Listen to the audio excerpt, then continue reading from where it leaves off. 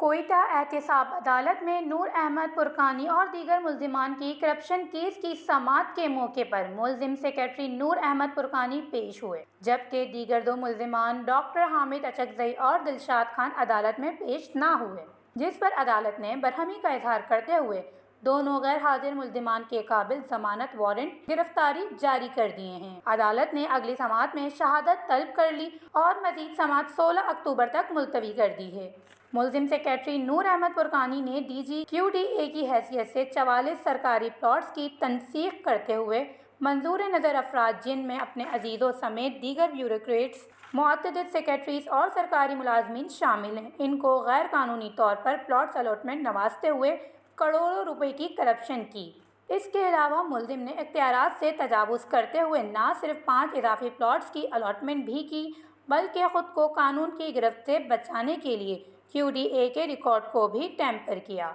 याद रहे, मुल्जिम सेक्रेटरी नूर अहमद पुरकानी को 5 अप्रैल 2018 को इस स्कैंडल में गिरफ्तार किया गया था और फिर रेफरेंस अदालत में दाखिल कराया गया था, जिसके बाद मौसूफ ने जमानत ली और जमानत से अब तक बतौर सेक्रेटरी खुराक, सेक्रेटरी माइंस एंड मिनरल और सेक्रेटरी जंगलात हुकूमत बलूचिस्तान के लिए काम कर चुके हैं और इस वक्त सेक्रेटरी जंगलात के ओहदे पर काम कर रहे हैं। वश न्यूज़, कोयटा, बलूचिस्तान।